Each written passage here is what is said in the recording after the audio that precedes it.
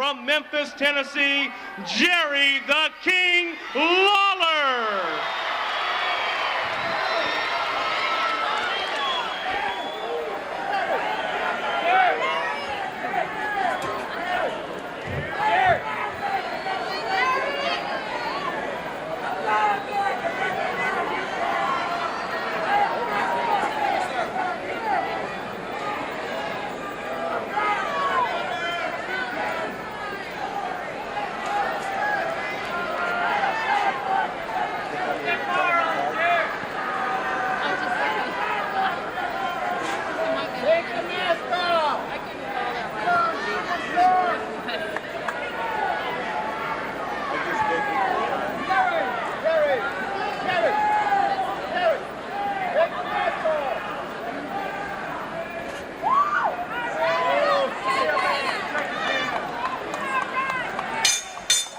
As the bell sounded, we saw a very, very weak handshake between the man with the stars. He's the masked superstar who is making his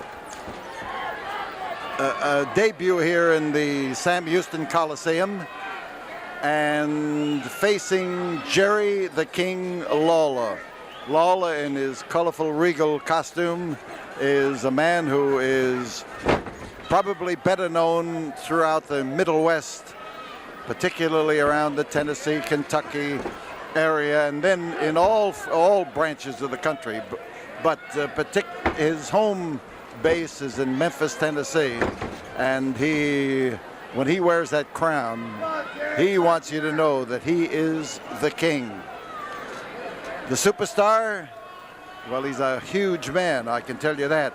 He's about 285 pounds, and he is a solid citizen. When I say about 285 pounds, you want to remember that wrestlers don't get weighed in for every match in the heavyweight class. The heavyweight class, if you're over 220, you're in it. Whether you weigh 500 or whether you weigh 222, you are in the heavyweight class. And Lawler here is a man who at about 240 is a solid citizen, and he knows his way around. He uses the pile driver and has caused a tremendous amount of controversy over his use of it. And probably the one that most people remember best was when he applied it to a television star by the name of Andy Kaufman, who has since become the late Andy Kaufman. And Andy spent some time in the hospital, but he admitted afterward he had asked for it, and he caught it. The superstar, masked, of course. Now, the original superstar, Billy Graham, was not a man who wore a mask. There were times when some people suggested he should have, but Bill had those muscles that won him the finest trophy for the finest arms in the entire country, and he still has them. Tough customer.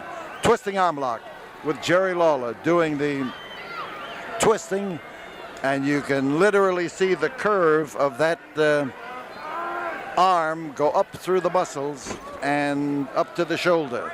He's turning it now into a hammerlock, or at least he's trying to push it up behind the back in arm bar fashion.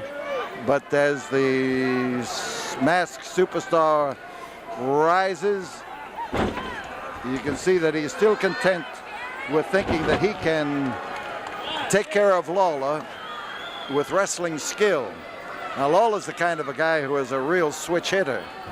And when somebody wrestles him, he loves it. And when somebody kicks him in the face, he loves it, and he'll get right out and kick back. He has done this throughout all of his career. So the superstar, hard to handle, but Lawler's smart. Lawler's smart. He's not going out there to infuriate him into getting mad. He is not out there trying to push him into getting rough, but he knows that he can wear him down with holds like this. This hold has turned into a hammerlock, and he wants to get at that mask. You see him reaching over there for it, because now he has probably decided that if he makes him mad, so be it. Now you keep in mind that while this match you are watching is being taped at the Coliseum on Friday night, that we are telling you right now that if you're watching it on Saturday on television, 39, of course, why you know that tomorrow at the Sam Houston Coliseum, starting at 7 o'clock, one of the biggest and best and certainly the last card of 1985. And if you're watching on Sunday, then it's tonight at the Sam Houston Coliseum, when you will see a tremendous bill of action, and tickets are on sale all day long, all day Sunday at 1919 Caroline at the corner of Pierce in downtown Houston. The 5-minute mark has been called in this match, and the action at the Coliseum on Sunday night is 7 p.m. Yes, Ted DiBiase, who was hospitalized about 6 weeks ago and who was proclaimed out of wrestling, is now back into wrestling. He is going to take on the man who put him in the hospital, and that man, of course, is Dickie Murdoch, who literally busted his head open and showed him no mercy. This is going to be a wild and rugged battle here at the Coliseum Sunday night at 7. And we will have the winding up of the feud between Hacksaw Butch Reed and his arch rival Dick Slater, whose valet, Dark Journey, will find that her services are up for grabs. If Butch Reed wins, he's going to have the services of Dark Journey for the next 30 days, and he wants it. He wants to teach her some manners. So as Jerry gets up and he starts flailing with that fist, he found that tender territory, and through the ropes and off onto this cold Coliseum concrete comes Jerry Lawler, and ooh, he was lifted and he was thrown right through the ropes, and as he rubs his knee, you can tell that as he came down, those knees spun around and hit up against the concrete.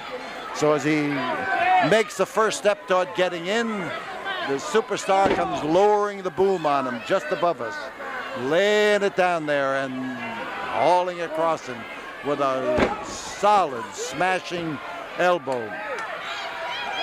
Lawler's on the outside.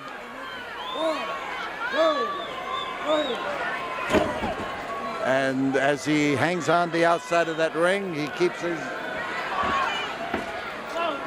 grip, and he got back in there as quickly as possible. He was at a disadvantage on the outside. He couldn't make a forward move, but right now he is catching it. And Lawler, just like you and I, Lawler doesn't like to catch. He likes to pitch. He likes to throw everything he's got at his opponents. And as he takes a beating to rise up to his feet, the masked superstar is scoring points. No question about it. As he lays that big fist of his in there, he's got Jerry a bit stirred, and he is mad. He ripped that garment off from over his shoulder, and he said, "That's enough of that." And here he is to turn around and start to wail away at the masked superstar. He's going for the pile driver. He's got, oh man, he had it. He came down there with a crash. There's one, there's two, but the superstar with that tremendous arm power of his was able to bench press him up there in a jiffy. He threw him up in the air. And the king, Jerry Lawler, goes after that mask. He wants another trophy beside his own mask, I'll tell you. And the superstar wants a moment's respite if he can get it. His mask is about to come off. The laces are coming unglued, and as the superstar rises up, he come over there with a driving headbutt right smack into the jaw, and the Masked Superstar has just taken the measure of Jerry Lawler, and something was down on the canvas. That something was underneath the mask of the Superstar, and Jerry Lawler has it, and he shows it to the referee. There is the verdict, not the one you saw called. The winner on a Disqualification, Jerry the King Lawler. the disqualification reversed the decision, and the winner is Jerry the King Lawler. And we'll see you at the Coliseum Sunday at 7 for sure. Don't miss it. Remember, we warned you, don't miss it.